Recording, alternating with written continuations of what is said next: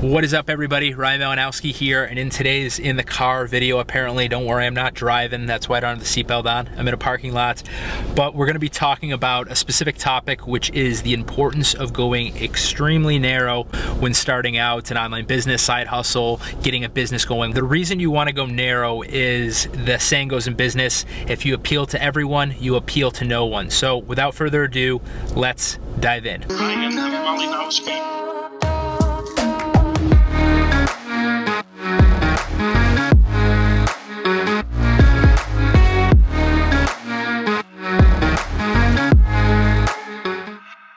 The reason why it's so important to go extremely narrow when you're starting out with a business endeavor online is that there's so much competition and it's a crowded space.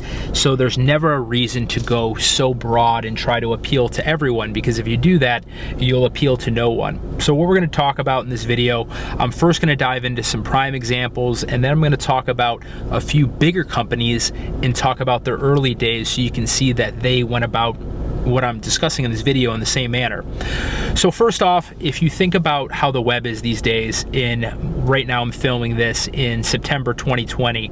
Earlier this year, based on market data, you have about 4.5 billion people in the world connected online. Doesn't mean they have awesome internet connection, but that's about 59-60% of the world has some form of access to the internet. And over the coming 5 to 10 years, this is going to be penetrated even more, especially in Africa, in other areas of Asia, South America, and more people are getting online. And the reason I bring this up in this video when it comes to, you're probably wondering, well, what does this have to do with going narrow with my audience? The reason I mention this is because when the World Wide Web became more popular and more people started getting on the internet in the 90s, and as it grew, in the early days, you just had a lot of computer hobbyists and enthusiasts, and then more people started getting on the web, more and more, and it developed. And over time, there are so many millions, tens of millions, hundreds of millions, billions of people online these days. And what that means is that there are ample opportunities to connect with the most narrow of narrow groups. So for example, there is a business online, a YouTuber, and all this guy does is he creates videos on bonsai trees. He has a subscription where people pay a monthly fee to watch and learn about how he cultivates and takes care of these bonsai trees. And he's built a successful 6-figure plus business annually, and all he does is cover a super narrow topic on bonsai trees. And you wouldn't have been able to do this 10, 15, 20 years ago. That's one example. Another example, which you probably have a few that you have in mind that are similar to this, are podcasts.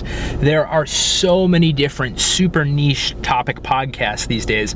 There's a podcast that I was listening to it a few days ago. It's called I Said No Gifts by Bridger Weiniger. And what he does in this podcast is he literally brings guests on. The comedic part of the podcast is that the guest on the show is not supposed to bring a gift, but they do, and they just dive into talking about that. It's obviously got a comedy element to it, but there's a podcast for that. There's podcasts on cats. There's podcasts for pretty much everything, and these podcasts are built, their revenue is built based on advertising and the audience, and they're able to monetize that.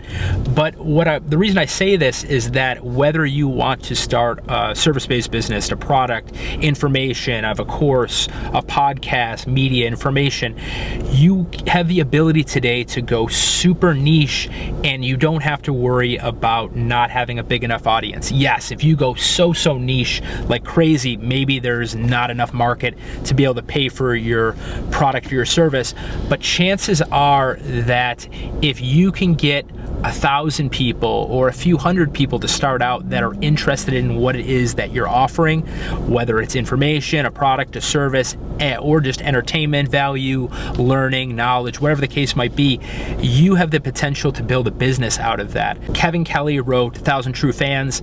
I will put the link to where you can find this resource below this video. But what it talks about is that if you can find 1,000 true fans, you have the ability to have a following. following or a business.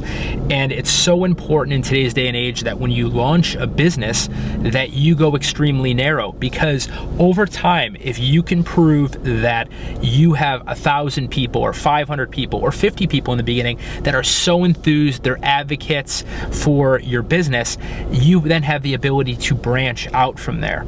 So I've been talking about a couple random examples. I used the bonsai tree example. I used random niche, super niche podcast examples.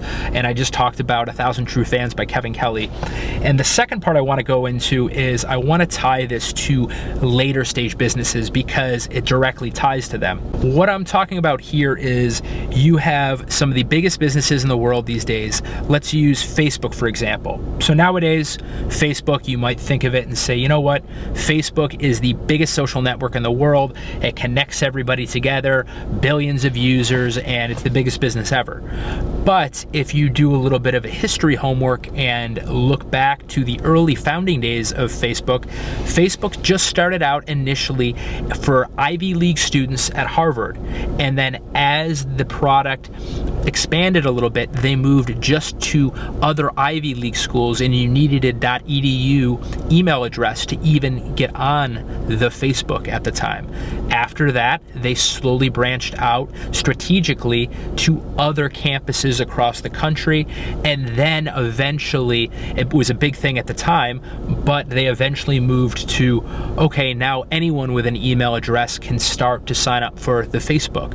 And that's how Facebook started to grow. So nowadays, we look at it and say, you know what, it's the biggest social network in the world, but it was highly niche in the beginning of just for students at Harvard, just for students in an Ivy League schools with an edu email address, just for college students in general, and then it branched out from there.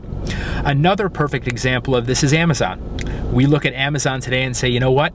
Everything's bought on Amazon, one of the biggest businesses in the world. You go online, you buy something, it shows up at your door a day, a couple hours, 2 days later, whatever the case might be. And if you think about Amazon, if you want to order anything today, Amazon will probably deliver it. But if you go back, same thing as I just said with Facebook, to the early days of Amazon, Amazon just started out initially back in the early days in the 90s. Amazon just started with selling books. The reason they did books is because the inventory of books was so huge, and for the most part, Jeff Bezos has said this, books are relatively around the same size. It's easy to index and categorize them. And then once they got the process down with that one category, then they expanded from there to sell CDs. And then they kept moving from there strategically over time and expanded. And nowadays, you can pretty much buy anything on Amazon. And these are two prime examples, Facebook and Amazon, of they started so niche. And a lot of people think, oh, well, you know what? I want to be able to appeal to a lot of people. And yes, you can appeal to a lot of people, but you got to start extremely narrow. I failed with this with my mobile app with Prolific Fitness for quite a while, and it's still, paying negative consequences today of not going narrow enough. I wanted to appeal to be a personal trainer on your phone with the app for anyone that thought going to a gym was too expensive, and that is actually too broad of a niche. I should have, from the early days, said, you know what, this is specifically for this specific age group, for this specific demographic, and this is who it's for.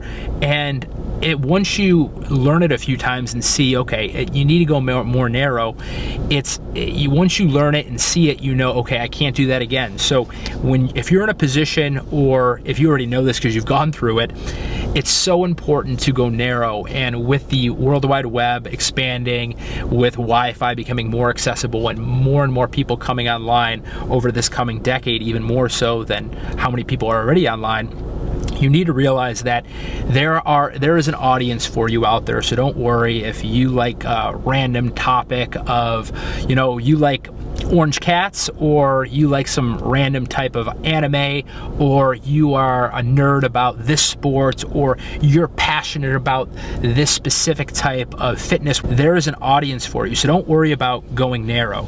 I have a few businesses that I'm a part of that one is so niche in that I am a part of a hockey agency, and it's so specific of the end user of what type. It's not just for any hockey player, it's for a specific type of hockey player, and that's one example. Another one is I have a website that is dedicated to providing courses for people that are looking for remote jobs, and it's not just courses, but it's just resources in general, just to help people offer value to them if they're looking to find a remote position. And it's so niche, so the only person that specific course is for anyone that is looking to land an awesome remote job but doesn't know how to go about finding remote jobs online. So that's another extremely narrow example, but there's plenty of examples like this, and a lot of the startups and tech companies that are just getting built now, they're starting super narrow as well.